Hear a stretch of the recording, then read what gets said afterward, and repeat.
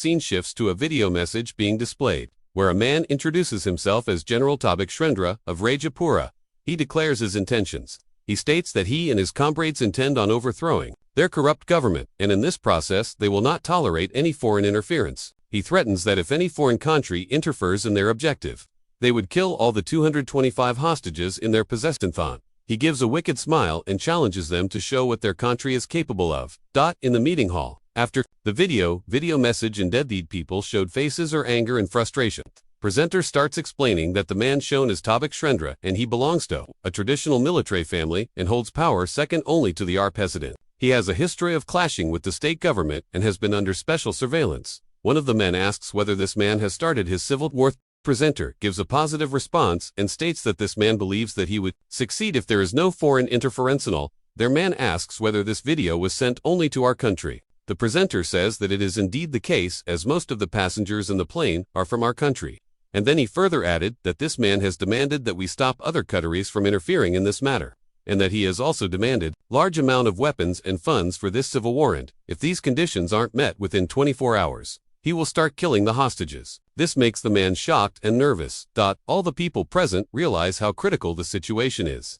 The gravity of the situation makes their expressions. Cerrone of the men point out that recently this man's corruption was exposed, and those crimes were so severe that he is on the verge of being expelled from his military and even being sentenced for life. Another adds in that if he was going to lose everything anyway, this must be his last desperate act. One of the senior officers asks about Major Kong Hamchin, is informed that currently Major is infiltrating the coast of Rajapurathi. Scene cuts to Major and his crew with the Major in a serious expression.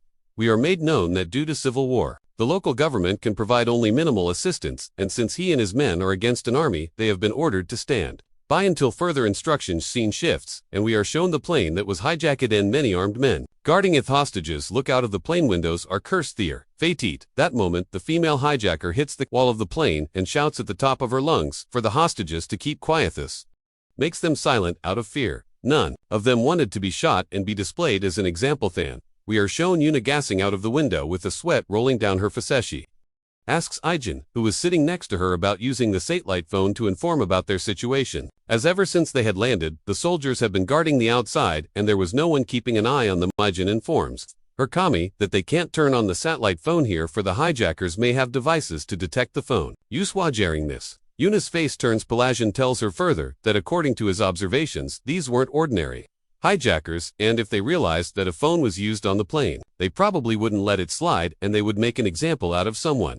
While searching for the Fenefter, hearing all this, Yuna turns silent on Suchu, tells them that they were in trouble. He had just returned from the toilet and he overheard the radio. He heard that they had made some sort of demand from their country and would kill them within 24 hours.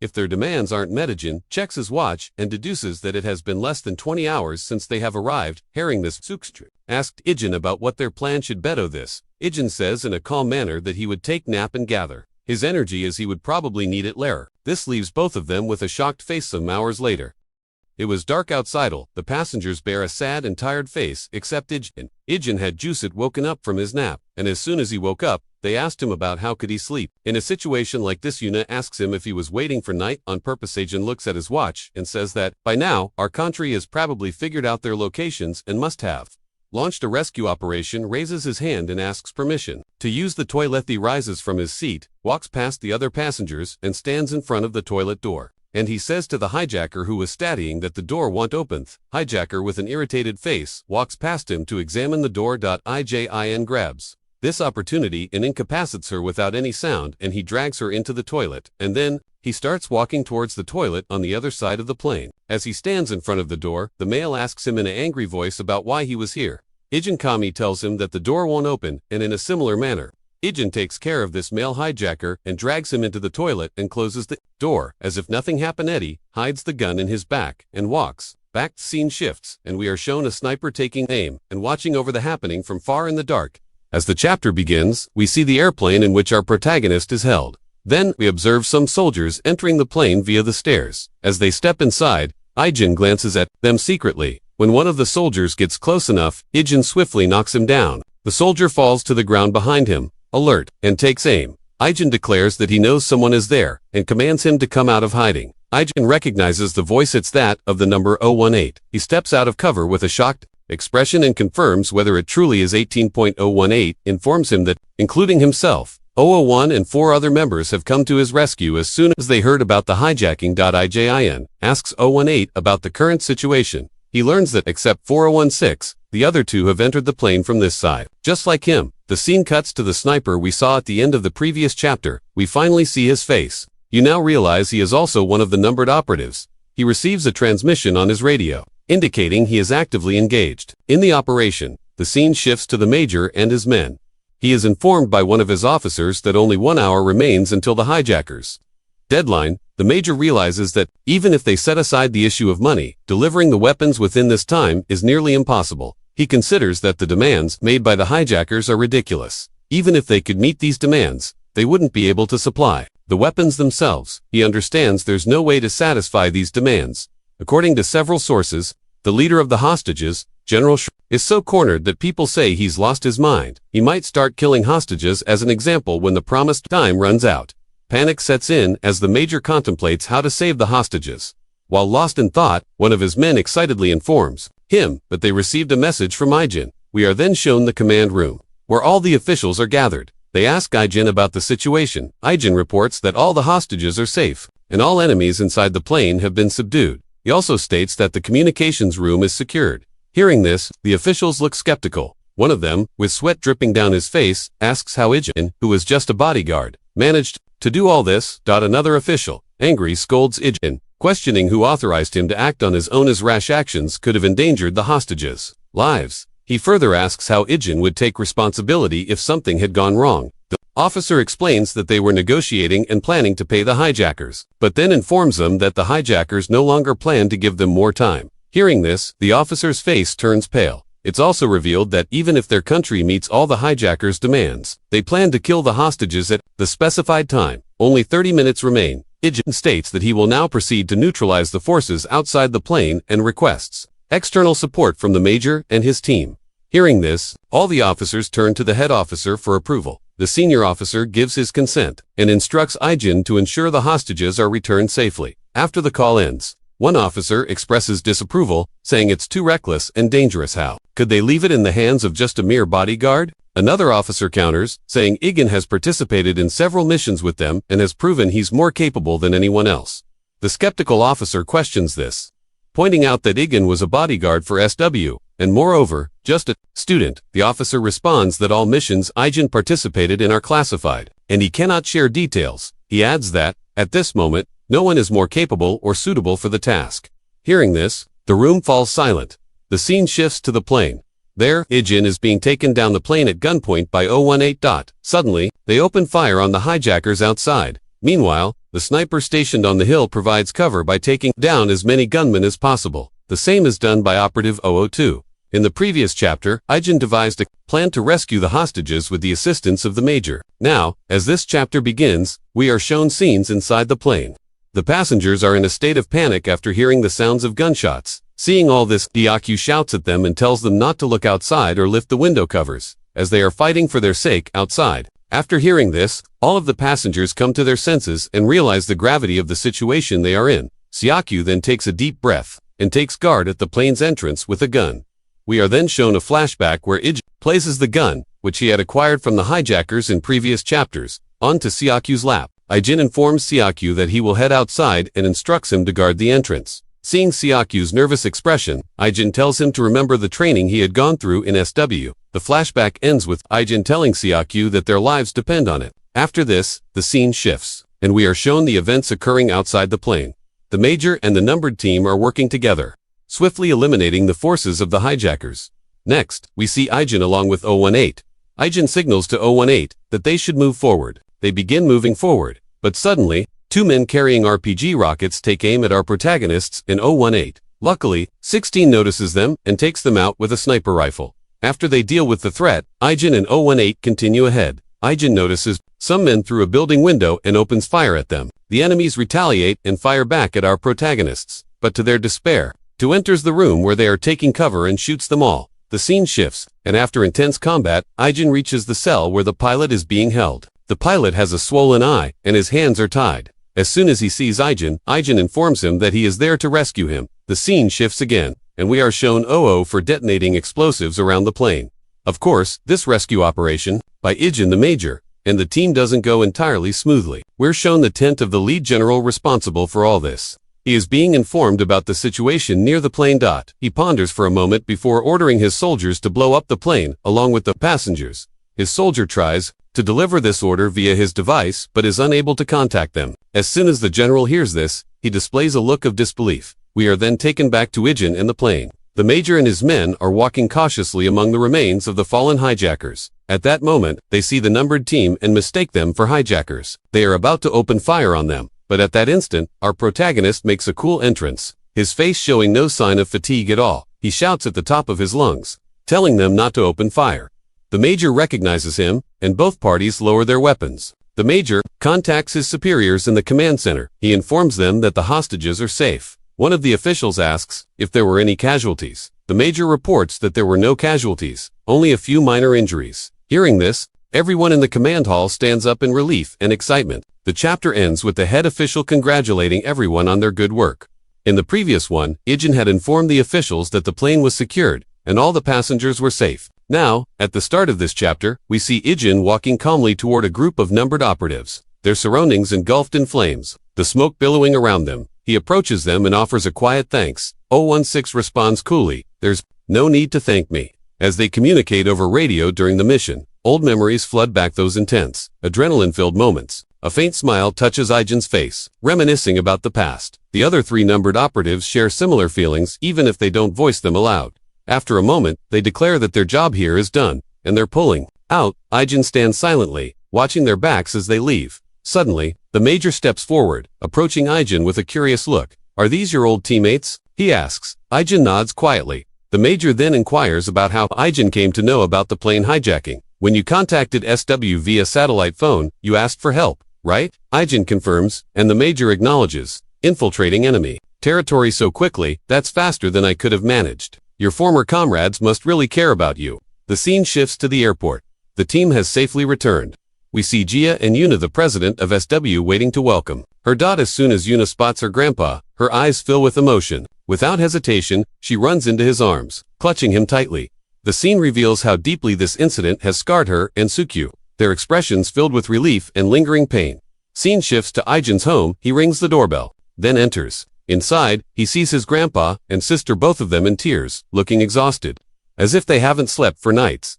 His grandfather quickly steps forward and pulls him into a warm hug. Daeon stands silently beside, tears of joy streaming down her face. Ijin feels awkward, unsure how to react or reciprocate these feelings. Finally, his grandfather whispers, "I'm glad you're safe." And Ijin offers a rare soft smile. "I'm sorry for making you worry," he replies quietly. The scene shifts again. Ijin receives a call from the Major, who updates him on what happened afterward. The ringleader, General Tobik, resisted to the end but was eventually killed. Rajapura has officially apologized to our country and the victims.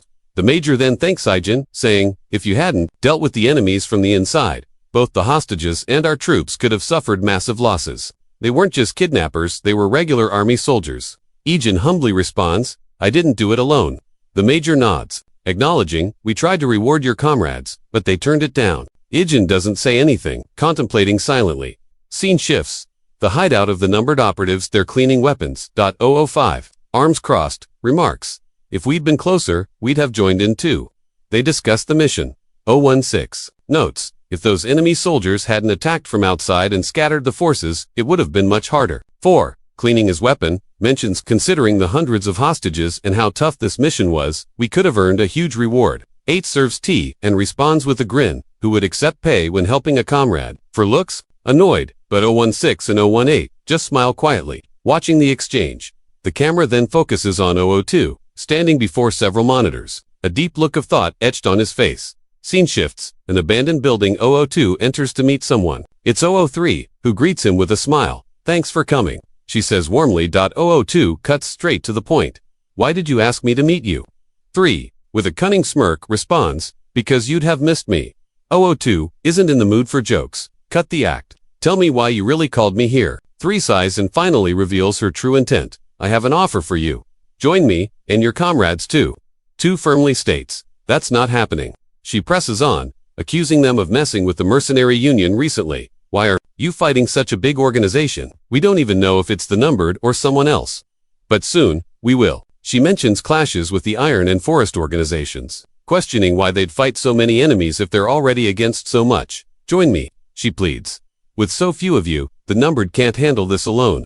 She appeals. Think logically. Did you leave the camp just to die a pointless death? Asterisk, asterisk, her voice softens, emotional. I want us to be together again. Do you know how much I missed you?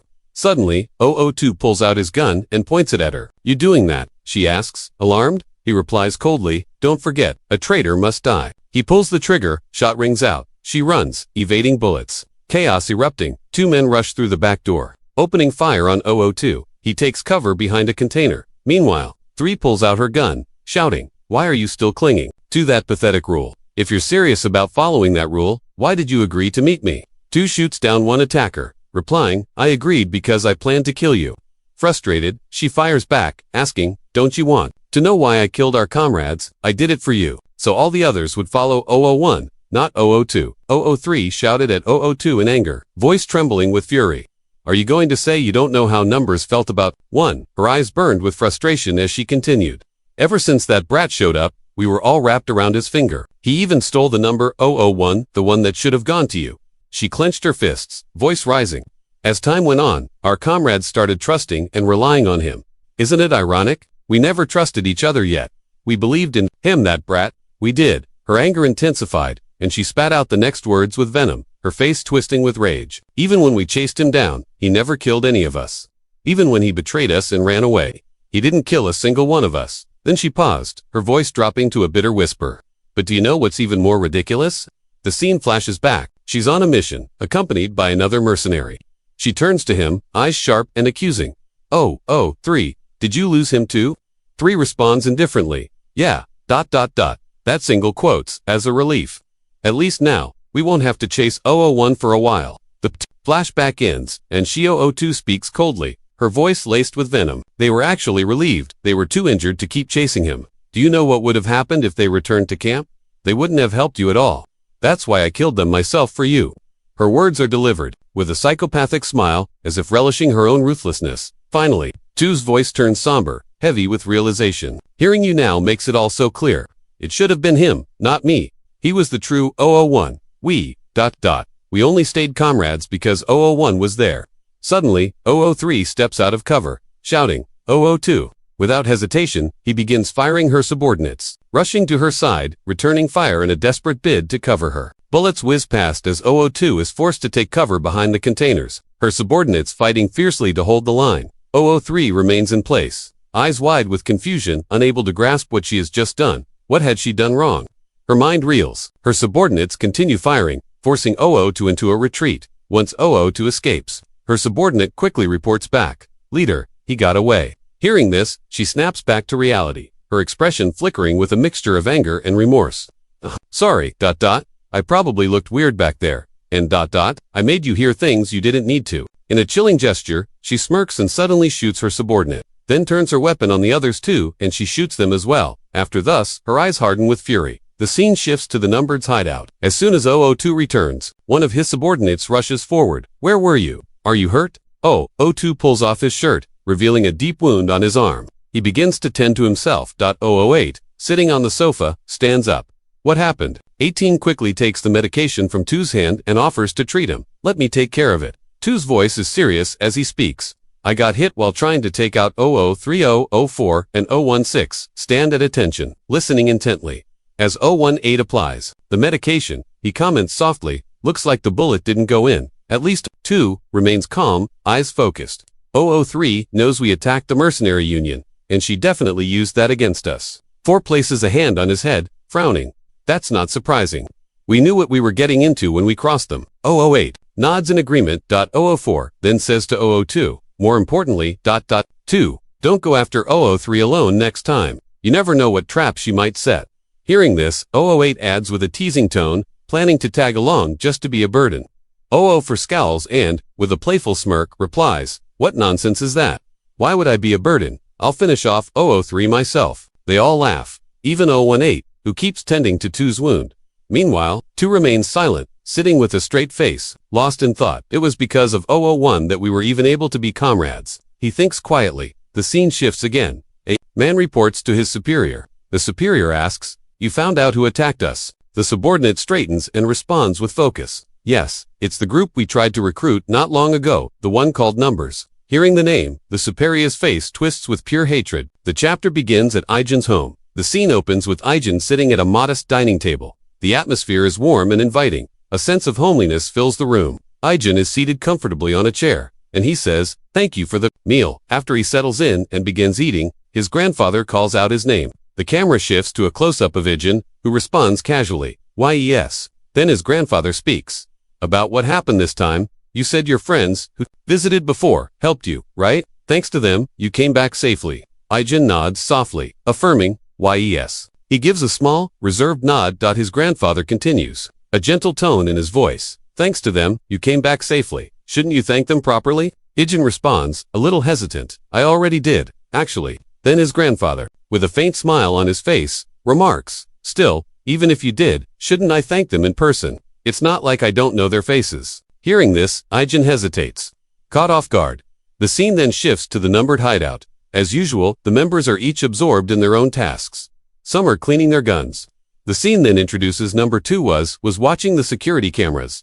A close-up shows his phone ringing. His hand swiftly reaches for his communicator, and he answers quickly. "What's going on?" He hears a warm, familiar voice from the other end. It's Aijin's grandfather who called him. The grandfather says, "Hello, this is Aijin's grandfather." Number 8. 2 freezes, unsure of what to say. After a moment of silence, he finally responds with a simple hello. Hearing this, the grandfather speaks with gratitude. "I can hear you now. You're doing well, right? I heard you helped Aijin this time, so I wanted to reach out. I just wanted to thank you personally." As he speaks, Aijin sits beside him, panicking internally. Number 2 tries to play it cool, saying it was no big deal, but the grandfather continues, his voice filled with appreciation. "Truly, thank you. Thanks to you, Aijin was able to return safely. Come visit again. I'll cook lots of delicious food." "Okay, just set the date with Aijin and let me know." The call then ends. By this time, the other members have noticed number 2's reaction, perhaps worried that it was number 3 calling again. There's a brief silence. Number 2 presses a button. The call ends with a beep. The room falls into silence. Then, number 18 asks number 2 with a worried expression, "Who was that?" Number 2 responds, "Number 1's grandfather." They all look puzzled, processing what they just heard. Then, recalling the bright and cheerful face of the grandfather, number 4, with hands on his hips, asks in an angry voice, "Why him? Why not number 1? He then questions if is number 1 dead. A realization dawns on them, eyes widening in shock. Number 2 clarifies, "He said he wanted to thank us for helping with what happened. He made plans with number 1 and told us to come visit." The scene lingers on their conflicted, tense expressions. Number 4 sighs and says, "Well, IT can't be helped. We'll just have to make time." They exchange glances, a flicker of concern passing between them. Number 8 then states, "I want to go, but I can't. With everything going on, 003 could be watching us." They look around nervously. Number 18 agrees, and number 3 might have leaked our info to the Mercenary Union. Number 4's face darkens as he remarks that old man thinks we've got all the time in the world. The room falls silent. Everyone looks at number 4 as if he were a fool. He then, irritated, asks why they're giving him that look. Number 8 smiles and responds, "Looks like 004's craving something tasty. I guess we're going out to grab cooking supplies." Number 16 chimes in, "I'll come too. I need to buy something." Number 4 declares he'll have chicken. They share knowing smiles and reply, "Got IT later." In a car with number 8 driving, he comments, "Looks like number 4 is really into Korean-style chicken. Every chance he gets, he asked for it. Thanks to that, I've gotten better at making IT, and you guys seem to like IT too." Number 16 relaxes and smiles. "Well, I do like IT too, just not as much as number 4, though." Suddenly, number 8 notices the road is blocked. There's an ice cream truck nearby, with 2 men standing beside it. As they see the car, they approach and say, "The car broke down. Sorry." As soon as they finish, they're shot in the head by number 16 without warning. After the shooting, number 16 declares, "If you're gonna disguise yourself, do it properly." Wearing combat boots and trying to act casual, more armed men emerge from the truck. Number 4 quickly shifts the car into reverse at full speed. Seeing their escape is blocked, the men open fire on the vehicle. Number 16 returns fire, taking down a few of them. Immediately, number 4 shouts to number 16, "Contact the others." They've blocked the rear too. A car full of armed men speeds toward them from behind. The car crashes into theirs. Knocking it off the hill, we see that number 16 is still conscious, protected by number 8, who is heavily injured as well. After the car was violently knocked off the edge of the cliff, plunging into the abyss below, the pursuers, who had been in hot pursuit, halted abruptly at the top of the hill. Their engines roared softly as they brought their vehicles to a cautious stop, the tense silence broken only by the muffled sounds of the crash echoing from below. The men in the lead exchanged wary glances, eyes scanning the rugged terrain ahead. With cautious precision, they began their descent down the hill, moving slowly and carefully to ensure that no survivors or surprises awaited them among the wreckage. Every step was deliberate, weapons at the ready, senses heightened for any sign of life or danger lurking in the shadows.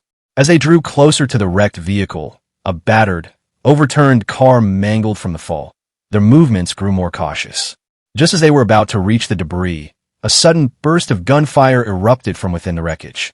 The sharp, rapid crack of gunshots sliced through the tense air, forcing the front line of the team to dive behind cover in a frantic reaction. From inside the overturned car, bullets tore through the air, striking the men in the front with deadly precision. The force of the shots forced those at the back to halt their advance immediately, seeking shelter behind rocks and the twisted metal of the wreckage. The gunfire was relentless, a deadly barrage echoing off the hillside as the assailant inside fought desperately to defend themselves. The camera zooms in sharply into the wrecked vehicle, focusing on the interior chaos. Inside, it is revealed that it was number 16 who was firing back, blood streaming down his face and staining his clothes. Despite his injuries, his eyes blaze with fierce determination. He is heavily wounded. Amidst the chaos, he calls out urgently, voice trembling but resolute. Number 8. Respond. Stay with me. Calm down. But there's no reply. The interior is eerily silent except for the crackling radio static and the distant echoes of gunfire.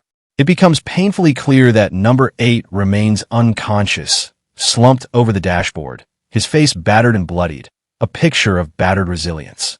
His entire visage is marred with cuts, bruises, and blood, a testament to the brutal crash that had protected him momentarily.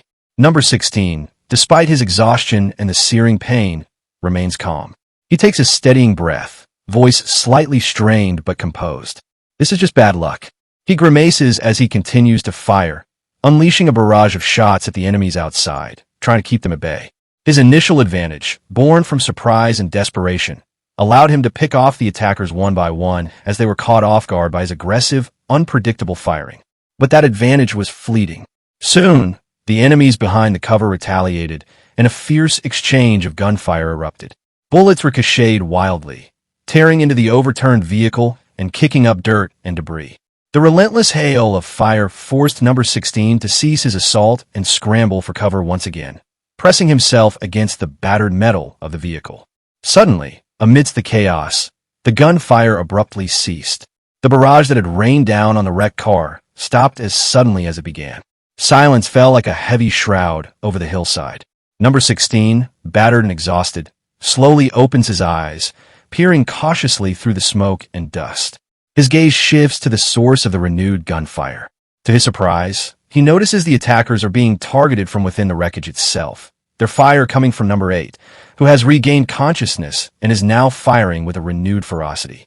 His face is twisted with anger and determination, eyes blazing with resolve. The sight of him, amidst the chaos, galvanizes number 16. He calls out sharply, "Number 8, damn it, you're awake." Number 8, without hesitation, responds with a strained but resolute voice. "Sorry, fell asleep. Didn't mean to let you down." Number 16, trying to mask his relief and fatigue, fires back as he begins to return fire.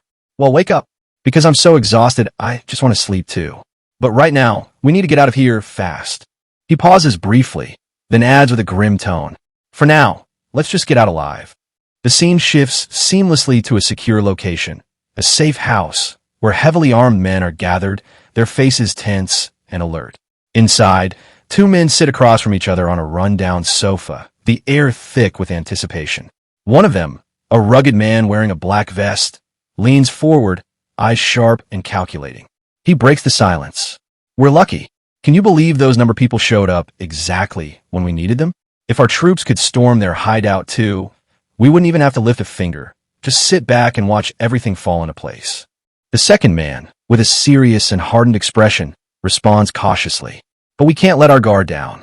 Jake and Graydon got taken out by them. We know how dangerous these guys are now. The black vest man chuckles grimly. Those two were just punks, always sticking together, shooting at anything that moved. They were only good for odd jobs. Now, we're stuck handling the real heavy lifting. It's annoying, but that's the way it is. Suddenly, a soldier enters briskly, carrying a report. He speaks urgently. Alpha Team is chasing two individuals. Seems to be the numbers. The two men turn their attention sharply to him. The second man inquires sharply. You sent 20 of our guys after two people, and they still haven't caught them? The soldier nods grimly. Yes. And as of now, 7 members of Alpha Team are confirmed dead. A tense silence falls over the room. The second man's face darkens, his expression turning fierce with rage. He leans forward, voice edged with fury. Are you serious? Confirm that again. 7 dead. The soldier nods solemnly. The black vest man smirks coldly, a hint of excitement flickering in his eyes. Now, this is getting interesting. That's why the boss called us. Things are about to get real complicated. Both men stand up from the sofa, readying themselves for action. One of them, with a determined look, declares, I need to go there myself. The black vest man, with a confident nod, adds, Then I'm coming too. The other man, visibly frustrated and disapproving, frowns. The black vest man smirks and retorts, Don't look at me like that. I've got my job to do too. The second man then says, Why don't you help Arnold instead? The black vest man scoffs, crossing his arms. Are you crazy? You know his personality. If I show up to help him, he'd shoot me on sight before I can even say a word. The scene shifts abruptly to the numbered hideout, a heavily fortified compound under siege. Explosions and gunfire echo as men in tactical gear bombard the entrance with grenades and automatic fire. The chaos is deafening. Amidst the assault, their leader, Arnold, stands quietly, watching the onslaught unfold from a distance. He then gestured his men to hold the fire and to move into the hideout. The men silently approach the building, then throw flash grenades through the window. As soon as the flash grenade explodes, they break open the door and fire inside without any hesitation. He folds his arms, a calm but contemplative expression on his face, and mutters to himself, Didn't think they'd call me in just to deal with those clowns. A flashback flickers to a presentation where a suited host explains the situation. From intel, the numbers are a mercenary unit with fewer than 10 members. They operate with a highly secretive, almost clandestine system. Most contracts come through referrals, making them hard to track. Reliable information on their exact numbers and capabilities is scarce. One of them taunts, Fewer than 10? Then the black vest guy adds in saying, And you called us for this? I thought we'd be deployed to a real war zone or something. Arnold places a hand firmly on the table, voice steady. I'll go. The boss's orders. The presenter's voice echoes again. This isn't something to take lightly. Jack and Graydon were taken down by them. Remember that. Arnold's expression hardens as he responds. They were always doomed. These guys are just a nuisance. The presenter continues, voice grave. That's not all. Recently, Jake tried to recruit the numbers based on intel he found. They refused outright. Before he could do anything, Jake was killed in an incident, and all agents sent to investigate were wiped out. Graydon was also recently killed, and reinforcement teams sent after him were slaughtered. Our losses run into tens of millions, and about 60 personnel have been lost. The room falls into a tense, heavy silence. Arnold's eyes narrow as he absorbs the grim news. Finally, the black vest man grins darkly. Sounds fun. The flashback dissolves, and Arnold, with a disappointed expression, states, This ended sooner than I thought. Suddenly, his communicator buzzes.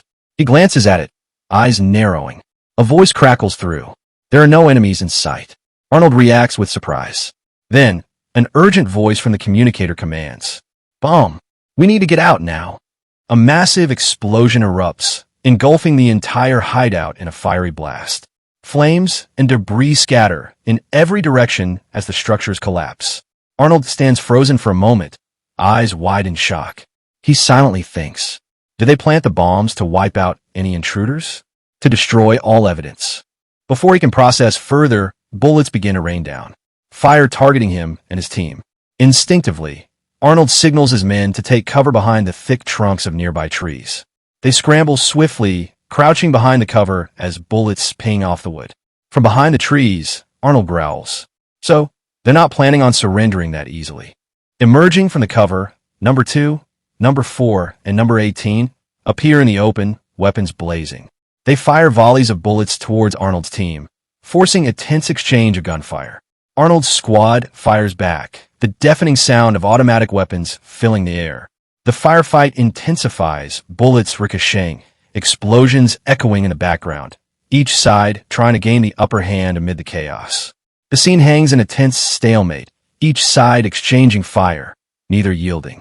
The relentless battle underscores the brutal, unyielding nature of their confrontation, an all-out clash of forces driven by secrets, vengeance, and survival. And that was it for this chapter. Thanks for watching. See you next week.